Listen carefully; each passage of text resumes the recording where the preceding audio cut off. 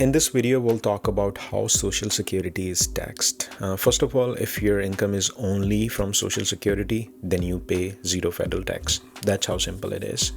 And in this video, I'll show you two examples, and along with these two examples, I'll show you how provisional income is calculated, how much portion of your Social Security will be taxed, and how much will be your federal tax for these two examples. Let's get started. First of all, we need to understand what is provisional income. Provisional income is something that is used to figure it out how much portion of your Social Security benefit will be taxed.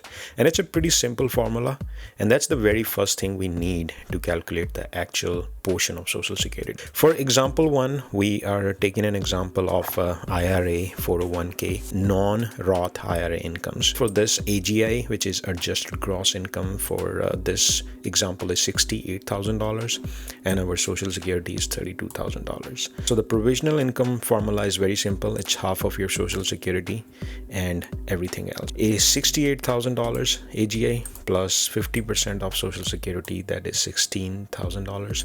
So provisional income for this example is $84,000. Example 2, we're talking about long-term capital gain. They are taxed differently than ordinary incomes. For example, our long-term capital gain is $50,000 and Social Security is same 32. So provisional income will be our long-term capital gain plus 50% of Social Security. So provisional income for example 2 will be $66,000.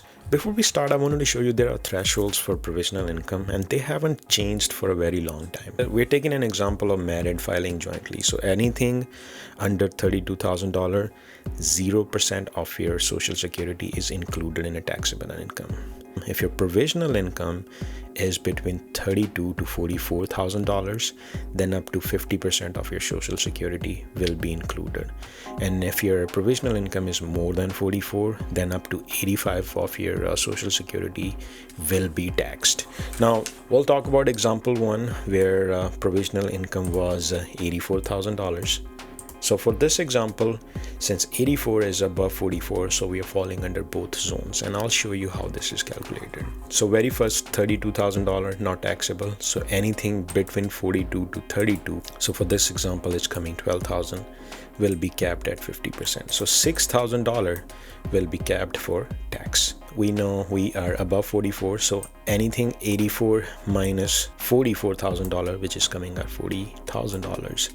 So 85% of this amount, that's this, will be taxed. And how they are calculated, they add both of these numbers and come up with the number, which mean, what does this mean?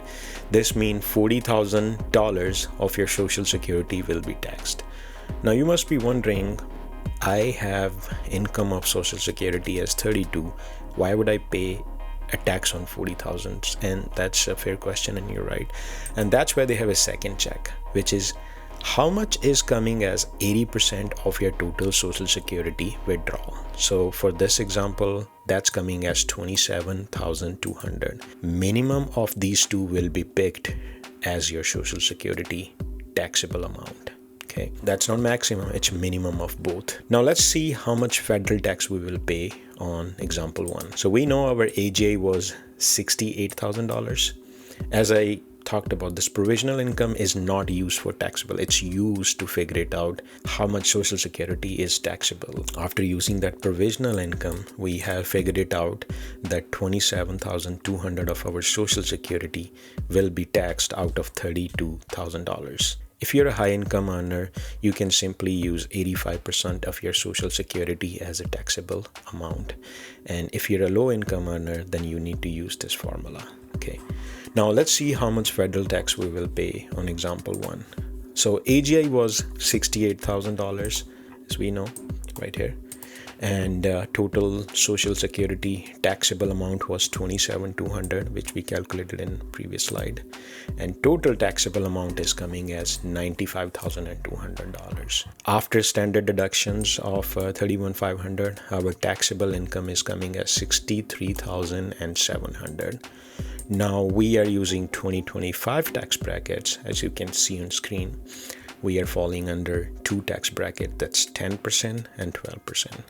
So we'll be paying 10% on first 23,850 and taxes coming as 2385, and rest of the money will be taxed at 12%. So total taxable amount for this example one will be $7,167. That's how that will be taxed. Now let's talk about example 2, which was long-term capital gain. Again, the provisional income was $66,000 as we calculated on slide 1. So we are again falling under both zones. The first zone will be capped at 50%, which will be 6,000, same as example 1. And the second one will be $66,000 minus 44. That's coming as $22,000. So $22,000 will be capped at 85. The total is $18,700. Now the total of both is coming as $24,700. Now same, we will be picking minimum of both. So we checked 85% of our total social security benefit is $27,200.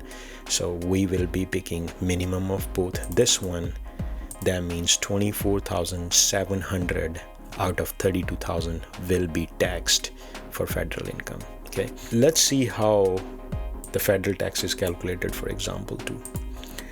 So long-term capital gain was $50,000, as we can remember from slide 1, and our taxable social security is $24,700. Since social security is counted as an ordinary income, standard deductions are $31,500. Ordinary income for example 2 is less than standard deduction, so we pay zero income tax. There is no income tax. Long-term capital gain has a different tax brackets, as you can see on screen. The first 96,700 we pay zero federal tax, and there are other tax brackets as 15% and 20%. So that's way on $50,000 we pay zero long-term capital gain. For example 2, we pay zero federal tax. If we had total ordinary income more than $31,500, then that would have sat under long-term capital gain, which means the ordinary income will be taxed first, then rest of the amount sit on top of it to calculate the long-term capital gains. And I'll create another video how these ordinary income plus long-term capital gains are taxed to show you how they will be bracketed. Most of the states in US do not have a state tax on social security. Some of them have. I think 9 of the states have a tax on social security. If you have any comments or questions about how much of your social will be taxed, please feel free to comment below and I'll try to answer those questions also. If you like this video, please don't forget to subscribe and like, and that'll help me grow my channel. And I'll come up with the next investment tips or another informational video about investments. Well, thank you for watching and I'll see you soon. Happy investing.